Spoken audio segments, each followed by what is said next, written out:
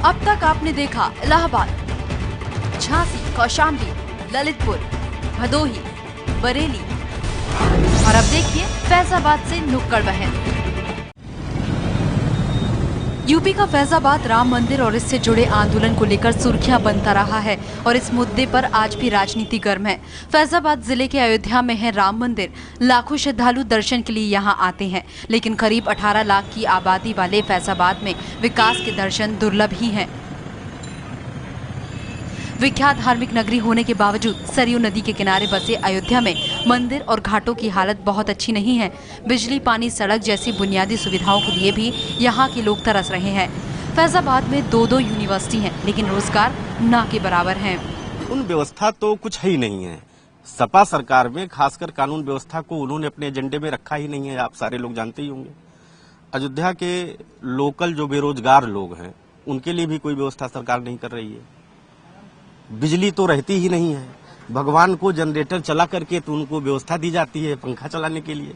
तो जो बिजली नहीं है, पानी नहीं है, मंदिर नहीं है, बस सरकार चला रहे हैं। हिंदू मुस्लिमों की मिली जुली आबादी वाला फैजाबाद दिग्गज समाजवादी नेता राम मनोहर लोहिया की जन्मभूमि है और अयोध्या फैजाबाद ट्विन सिटी के रूप में भी जाना जाता है। फैजाबाद में विधानसभा की कुल 5 सीटें हैं। अयोध्या, बीकापुर, गोसाईगंज, मिल्कीपुर और रुदौली। इनमें से 4 सीटों पर एसपी का कब्जा है, जबकि रुदौली सीट बीजेपी के पास है। फैजाबाद लोकसभा सीट मोदी लहर में बीजेपी ने कांग्रेस से छीन ली थी। बीजेपी के लल्लू सिंह अभी फैजाबाद से सांसद हैं। 2017 में यूपी में विधानसभा के चुनाव होने हैं। नमस्कार, मैं हूं उमेश पाठक। नुक्कड़ बहस में आपका स्वागत है। नुक्कड़ बहस में आज हमें अयोध्या जिसने भारतीय राजनीति में एक बड़ा उलटफेर किया है। एक बड़ी सियासी पार्टी आज हाशिए पर है तो दूसरी छोटी पार्टी अब बड़ी हो चुकी है और केंद्र की सत्ता में है। लेकिन अयोध्या के क्या है मुद्दे, क्या नेताओं ने किए थे दावे और वादे और क्या है हकीकत, इसका जायजा लेने के लिए अयोध्या की जनता हमारे साथ है। तमाम सियासी पार्टियों के नुमाइंदे हमारे साथ हैं। बीजेपी से बीडी द्विवेदी जी हमारे साथ मौजूद हैं, कांग्रेस पार्टी से शीतला पाठक जी और मनोज जायसवाल है समाजवादी पार्टी से। सबसे पहला सवाल आपसे, 4 साल आपकी सरकार को यहाँ पूरे हो रहे हैं, किन मुद्दों को लेकर के आप अगली बार चुनाव में जाएंगे और यहाँ के जो स्थानीय मुद्दे थे, जो वादे किए गए थे, आपको क्या लगता है वो पूरे हो पाए?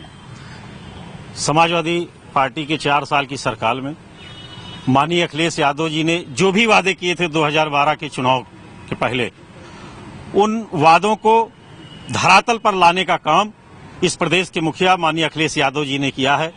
चाहे शिक्षा के मामले में हो, चाहे स्वास्थ्य के मामले में हो।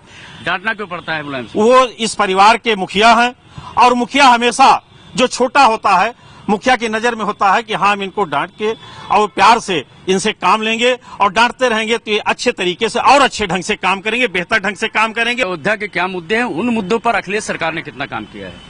सबसे बड़े मुद्दे तो महिलाओं के प्रति हैं। यहाँ पे जिस तरीके से यहाँ पे आए दिन रोज छोटी छोटी बच्चियों के साथ बलात्कार की घटनाएं हो रही हैं और उस पे प्रशासन का इस तरीके से मूक बधिर हो जाना, ये एक तरीके से हमारे अयोध्या के लिए और फैजाबाद के लिए बहुत बड़े कानून व्यवस्था का मुद्दा। आपको क्या लगता है कि अयोध्या के क्या मुद्दे रहे, क्या सरकार ने काम किया है इस पर? अयोध्या के मुद्दों पे सरकार फिलहाल प्रदेश सरकार ने काफी काम किए हैं, लेकिन हाँ, सुरक्षा बिल्कुल भी, कानून व्यवस्था बिगड़ी हुई है। यहाँ अयोध्या में नहीं लेकिन प्रदेश में तो बहुत ज्यादा है। और एक जो मेन जिसको ये मुद्दा नहीं मानते वो ये कि यहाँ रोजगार के कोई अवसर अभी भी पैदा नहीं किए गए हैं। कोई कल कारखाना, कोई भी इंडस्ट्री यहाँ पर लगाई नहीं गई। हमारे साथ सत्येंद्र दास जी महाराज मौजूद हैं, जो कि मुख्य पुजारी हैं राम जन्मभूमि न्यास के। सर, आपसे ये जानना चाहेंगे कि इस मुद्दे को लेकर के यहाँ का जो स्थानीय मुद्दा है उसको एक बड़ा लेवल पर मुद्दा, देश का मुद्दा बनाया गया, उस पर वोटों की राजनीति हुई, लेकिन अयोध्या में कितना विकास हो पाया? आपको लगता है कि जब भी बात की जाती है, राम राज्य की बात की जाती है, लेकिन अयोध्या में क्या राम राज्य आया, कुछ विकास के काम हुए यहाँ पर? देखिए, घोषणाएं बहुत होती हैं और कार्य भी कुछ प्रारंभ हुआ है। अभी घोषणा हुई कि राम की पैड़ी हम उसको अविरल गति से उसको ठीक करेंगे, लेकिन अभी कुछ हुआ नहीं। बताइए कि आप लंबे वक्त तक यहाँ की राजनीति रही आपकी, आप लोग यहाँ से तमाम सियासी नुमाइंदे आपके पार्टी के यहाँ पर चुने गए, लेकिन विकास यहाँ पर नहीं हुआ। आपको क्या लगता है क्या मुद्दे हैं और क्या जरूरतें हैं यहाँ की? देखिए, जहाँ तक अभी महाराज जी ने बात की राम की पैड़ी की, हम लोगों ने पूरा योजना बना करके 500 करोड़ की योजना और जल संसाधन मंत्री को दिए हैं। माननीय शिवपाल सिंह जी आते हैं और यहाँ पर उन्होंने कहा 5 करोड़ में हम अविरल गति पैदा कर देंगे। पता चला जैसे हर साल 1.5 करोड़ 2 करोड़ आता है, वैसे 5 करोड़ आया, 1.5-2 करोड़ बट गया। और कुछ 2-4 पंप लगा के, अविरल गति क्या पंप लगाने से आएगी? जब तक वहाँ पे बैराज नहीं बनेगा, मुख्य धारा का पानी घूम के वहाँ से नहीं जाएगा, तब तक अविरल गति आएगी नहीं। और 5 करोड़ 10 करोड़ 100 करोड़ से नहीं होगी। 500 करोड़ की योजना लल्लू सिंह ने बनवा करके जल संसाधन मंत्रालय में रख दिया है। मनोज जी आप इसका जवाब दीजिए। इनका ये कहना है कि पैसे यहाँ सैंक्शन किए जाते हैं, उनका सही इस्तेमाल नहीं होता, जिससे जनता को फायदा नहीं हो पा रहा है। अयोध्या के विकास के लिए समाजवादी पार्टी ने ही सब कुछ किया है। चाहे 14 कोसी परिक्रमा मार्ग रहा हो, उसका पूरी तरीके से सौंदर्यीकरण, वन विभाग की तरफ से बृहद वृक्षारोपण और तमाम इस तरीके के धार्मिक पेड़ वहां पे लगाए गए। 14 कोसी राम की पैड़ी पे आदरणीय शिवपाल यादव जी आए थे। अभी पूरी कार्य योजना बनी है करीब 400 करोड़ की, उसमें से 5 करोड़ तो उन्होंने तुरंत ऑन द स्पॉट उन्होंने जारी किया है। उसके अलावा जो कार्य योजना भेजी गई है शासन में, मुश्किल से 1 हफ्ते के अंदर सारा पैसा रिलीज हो जाएगा और बहुत ही बड़े पैमाने पर राम की पैड़ी पे काम चल रहा है। और उसके बाद जिस तरीके से सरयू नदी का प्रवाह नदी में जिस तरीके से जाता है, उसी तरीके से राम की पैड़ी से निकलकर यह प्रवाह चलेगा। और भारतीय जनता पार्टी झूठ की राजनीति करती है, क्योंकि उन्होंने राम के नाम पर वोट तो लिया, अयोध्या के नाम पर वोट लिया, लेकिन अयोध्या में उन्होंने विकास का कोई काम नहीं किया है। जितने भी काम हुए समाजवादी पार्टी की सरकार में हुए, चाहे घाटों का मामला रहा हो, चाहे सरयू नदी पे बंधा बनाने का काम रहा हो, सारे समाजवादी। शीतला पाठक जी हमारे साथ मौजूद है कांग्रेस पार्टी से। आपसे जानना चाहेंगे किन मुद्दों को लेकर के आप घेराव करेंगे समाजवादी पार्टी का या बीजेपी का मुकाबला कैसे करेंगे आप, क्योंकि मुद्दे तमाम है अयोध्या में। आपकी प्राथमिकता क्या है?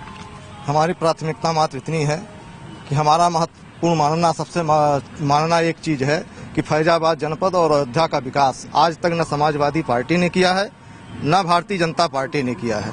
भारतीय जनता पार्टी जिस प्रकार से नाम के अनुरूप भारतीय झूठ पार्टी, उसी प्रकार से अपना कृत्य को ये सामने प्रदर्शित कर रहे हैं। अयोध्या और फैजाबाद क्या इनके मुद्दे रहे हैं, उसको लेकर के किस तरह की राजनीति रही है और अगली आने वाले साल में जब चुनाव होने वाला है क्या तस्वीर देखते हैं आप?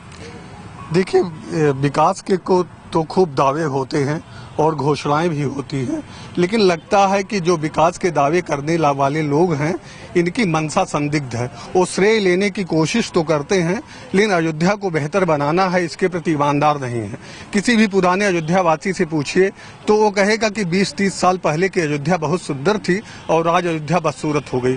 उदाहरण दे रहा हूँ, अभी सीवर लाइन बिछ रहा है और कल परसों ही नगर पालिका ने प्रस्ताव पारित किया कि सीवर टैक्स भी देना होगा लोगों को। कल ही मेरे पास एक बाबा जी का फोन आया और कहे सीवर लाइन का पानी उल्टा मेरे आश्रम में घुस रहा हो। बहुत नाराज थे कि कैसा टैक्स, ये तो पानी हमारे उल्टे उसमें आ रहा है।